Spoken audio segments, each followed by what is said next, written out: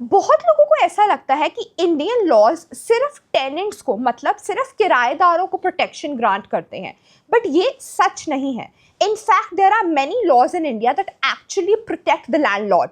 मतलब जो मकान मालिक हैं उनके पास भी बहुत सारे कानूनी अधिकार होते हैं, and if you know these rights then you can exercise them अगर आपके साथ कुछ गलत होता है। So hi guys, I am Shivika Mehra and आज की वीडियो में हम समझेंगे दो 10 लीगल राइट्स जो हर लैंडलॉर्ड के पास होते हैं, and her landlord in legal rights को एक्सरसाइज कर सकता है अगर उनके साथ कुछ गलत होता है। So without any further ado, let's get started with the video.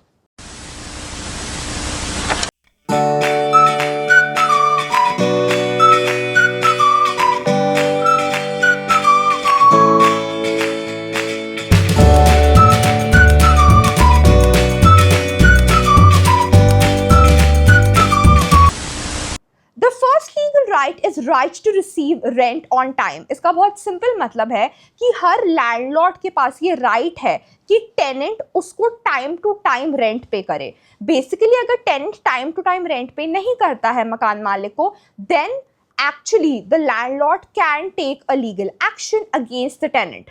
मतलब अगर आज कोई भी किराएदार है वो अपने मकान मालिक को टाइम पे पैसे नहीं देता है, टाइम पे रेंट नहीं देता है, तो जो मकान मालिक है वो एक्चुअली लीगल एक्शन ले सकता है against that particular tenant, and this is the first legal right.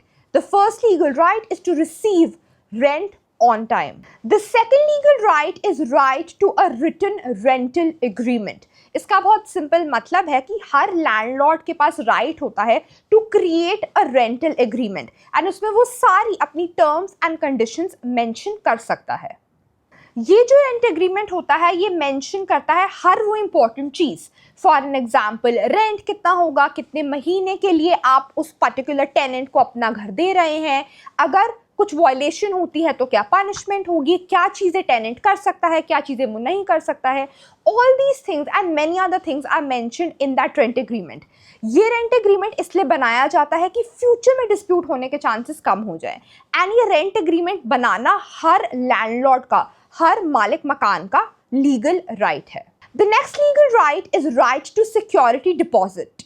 Her landlord के पास राइट होता है कि वो कुछ सिक्योरिटी डिपॉजिट ले ले, एंड वो सिक्योरिटी डिपॉजिट इसलिए लिया जाता है कि कल को अगर टेनेंट अपना रेंट पे नहीं करता तो उस पर्टिकुलर सिक्योरिटी डिपॉजिट से पैसे काट सके लैंडलॉर्ड, या फिर अगर टेनेंट कुछ नुकसान कर देता है प्रॉपर्टी को, देन अगेन वो सिक्योरिटी डिपॉजिट से ही कुछ पैसे डिडक्ट कर सके for the repair of that particular apartment और हाउस और फ्लैट या जो भी प्रॉपर्टी है जो रेंट आउट करी गई है। सो बेसिकली सिक्योरिटी डिपॉजिट एक kind of a protection grant करता है लैंडलॉर्ड को कि अगर उसकी प्रॉपर्टी के साथ कुछ गलत होता है या अगर टेनेंट टाइम पे रेंट नहीं देता है तो ये जो डिपॉजिटेड मनी है, ये जो सिक्योरिटी डिपॉजिट है, उसका लैंडलॉर्ड यूज कर सकता है to maybe waive off the rent or to do the repair of the house, depending from circumstance to circumstance. The next legal right is right to evict for valid reasons. इसका बहुत simple मतलब है कि कुछ situations में जो landlord है वो टेनेंट से प्रॉपर्टी खाली करवा सकता है। बेसिकली वो टेनेंट को कह सकता है कि आप प्रॉपर्टी को वेकेट करो। Some of the circumstances could include non-payment of rent, मतलब टेनेंट किराया दे ही नहीं रहा है, या फिर वो कुछ डैमेज कर रहा है प्रॉपर्टी को, any type of damage to the property, या फिर वो कोई गैर कानूनी मतलब वो कोई इलीगल एक्टिविटीज कर रहा है उस पर्टिकुलर प्रॉपर्टी में। इन कुछ सर्कमस्टांसेस में जो लैंडलॉर्ड है वो टेनेंट को कह सकता है कि आप ये पर्टिकुलर प्रॉपर्टी को खाली करो। लेकिन जो प्रॉपर प्रोसीजर होता है of eviction, that of course should be done through a proper legal procedure. मतलब अगर आज लैंडलॉर्ड टेनेंट को कहता है कि आप घर खाली कर दो, तो उसके लिए भी लैंडलॉर्ड को एक लीगल प्रोसीजर फॉलो करना होगा। ये नहीं है कि आप उसको इमीडिएटली निकाल सकते हो, of course you have to follow a legal procedure, लेकिन हाँ, निकालने का अधिकार if you follow the legal procedure आपके पास है। एज अ लैंडलॉर्ड आप टेनेंट को निकाल सकते हो इन सर्टन सर्कमस्टांसेस। अगर आपको लगता है कि आपके साथ कुछ गलत हो रहा है एज द लैंडलॉर्ड, आपकी प्रॉपर्टी के साथ कुछ गलत हो रहा है, सो उन केसेस में डेफिनेटली, बिकॉज वो प्रॉपर्टी आपकी है, आप उस प्रॉपर्टी के एक्चुअल ओनर हैं, तो आप ऑब्वियसली टेनेंट को निकाल सकते हैं, but you do have to follow a proper legal procedure. And अगर आप ये प्रॉपर लीगल प्रोसीजर फॉलो करते हैं, then it is your legal right to ask the tenant to leave your property. The next legal right is right to inspect the property. अब इसका बहुत simple मतलब होता है कि as a landlord, as a मकान मालिक, आपका अधिकार है कि जो प्रॉपर्टी आपने रेंट में दी है उसको टाइम एंड अगेन जाके आप इंस्पेक्ट कर सको। मतलब आप देख सको कि प्रॉपर्टी में सब ठीक है, कोई नुकसान तो नहीं हुआ, कोई डैमेज तो नहीं हुआ, कोई परमानेंट चेंजेस तो नहीं करे टेनेंट ने प्रॉपर्टी में। बेसिकली ये देखने के लिए कि आपकी प्रॉपर्टी जो है वो सुरक्षित है, आपकी प्रॉपर्टी सेफ है, उसमें कुछ खराबी नहीं हो रही है, टेनेंट उसको किसी भी तरीके से खराब नहीं कर रहा है। आप अपनी प्रॉपर्टी में विजिट करके बेसिकली एक इंस्पेक्शन कर सकते हैं एंड इंस्पेक्शन करना आपका लीगल राइट है। However, जब भी आप इंस्पेक्शन करें अपनी प्रॉपर्टी की, ऑफ कोर्स आपको एक नोटिस प्रोवाइड करना होता है टेनेंट को। बेसिकली आपको एडवांस में इन्फॉर्म करना होता है टेनेंट को कि मैं प्रॉपर्टी को इंस्पेक्ट करने आ रहा हूँ, बिकॉज इससे टेनेंट की जो है वो प्राइवेसी मेंटेन होती है। So of course you have the right to inspect the property, but you have to inform the tenant in advance. आप टेनेंट को बताए बिना प्रॉपर्टी में नहीं घुस सकते हैं, बिकॉज उससे टेनेंट की प्राइवेसी की वायलेशन होती है, which is again not legally right. So of course you can inspect the property only once you have informed the tenant about it. The next legal right is right to increase rent. Landlords के पास पूरा right होता है as per the rental agreement कि वो rent increase कर सकते हैं। Of course this is done with proper consent from the tenant and with proper terms and conditions. So landlord के पास, मकान मालिक के पास पूरा अधिकार होता है कि वो रेंट को इंक्रीज कर सकता है। The next legal right is right to recover possession after lease. इसका बहुत सिंपल मतलब है कि एक बार जब रेंट एग्रीमेंट खत्म हो जाता है, सो लैंडलॉर्ड का पूरा अधिकार बन जाता है ओवर दैट पर्टिकुलर प्रॉपर्टी। मतलब अब लैंडलॉर्ड का अधिकार है कि वो उस प्रॉपर्टी को अच्छे से अपने पर्सनल यूज के लिए यूज कर सकता है। आपने पोजेशन उस प्रॉपर्टी की, मतलब आपने उस प्रॉपर्टी का जो यूसेज है, उस प्रॉपर्टी में अगर आप रहना चाहते हो तो अब आप रह सकते हो एज अ लैंडलॉर्ड। अगर आपको वहाँ पे कोई एक्टिविटीज करनी है तो वह आप कर सकते हो एज अ लैंडलॉर्ड, बिकॉज अब वो प्रॉपर्टी आपके पोजेशन में फिर से आ गई है जैसे ही रेंट एग्रीमेंट खत्म हुआ है। So this is your next legal right कि आप जैसे ही रेंट एग्रीमेंट खत्म होता है एंड टेनेंट जैसे ही उस प्रॉपर्टी को वेकेट करता है, आप उस पर्टिकुलर प्रॉपर्टी को अपनी पोजेशन में ले सकते हैं। But this should definitely be done with a prior notice जो आपको देना होता है टू द टेनेंट। ऑफकोर्स आप इमीडिएटली एक दिन उठ के पोजेशन में अपनी वापस प्रॉपर्टी नहीं ले सकते हैं, बिकॉज ऑफकोर्स आपने एक रेंटल एग्रीमेंट साइन किया हुआ है विद द टेनेंट। बट एक बार जब वो एग्रीमेंट खत्म होता है एंड आपने टेनेंट को नोटिस दे दिया होता है एंड टेनेंट विकेट कर देता है property, then you can take back the property in your possession, because that is your legal right. And ये लीगल राइट आपको इंडिया का कानून, इंडिया का लॉ प्रोवाइड करता है। So once the tenant vacates the property, then the property is again in your possession. The next legal right is right to protection against any damage. इसका बहुत simple मतलब है कि अगर आपकी प्रॉपर्टी को किसी भी तरीके का कुछ भी डैमेज होता है, then you can actually ask for compensation from the tenant.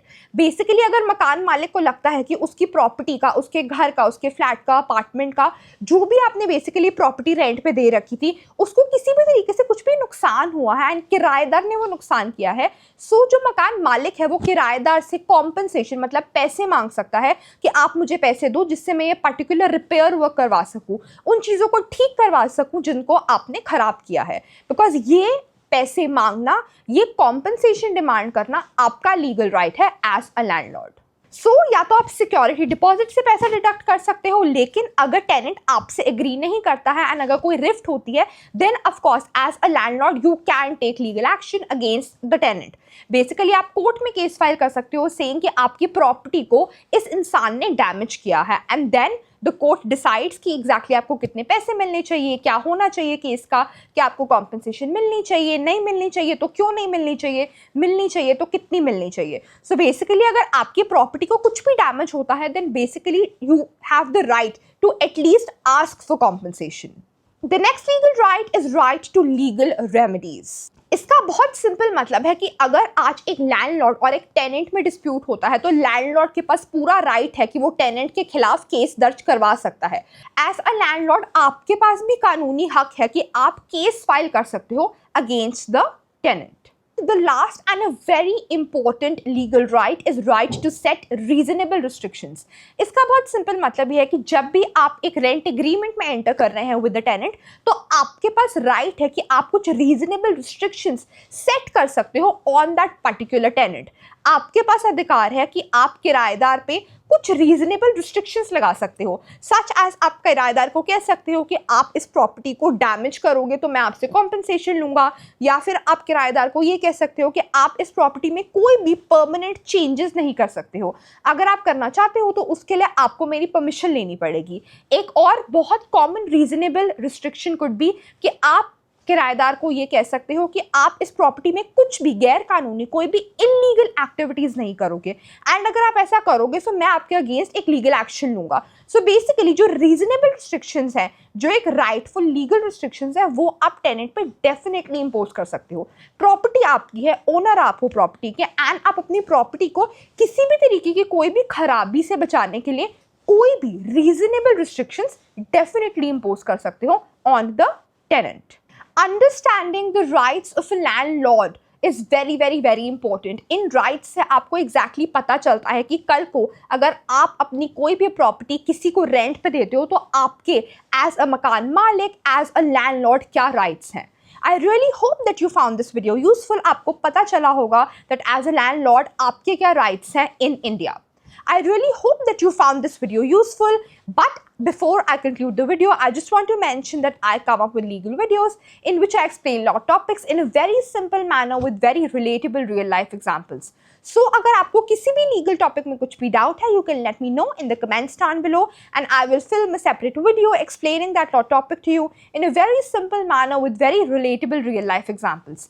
Additionally, अगर आपने मेरी अभी तक बाकी legal videos नहीं देखी हैं, you can watch them. You will find the link in the description down below and also in the pinned comment. In videos से आपको एक फेयर आइडिया होगा कि मैं कौन से टाइप की लीगल वीडियोस पोस्ट करती हूँ. Till then, please like, share, comment and subscribe. Watch these legal videos and stay tuned for many more legal videos which are coming your way. And please take care of yourselves. Bye bye.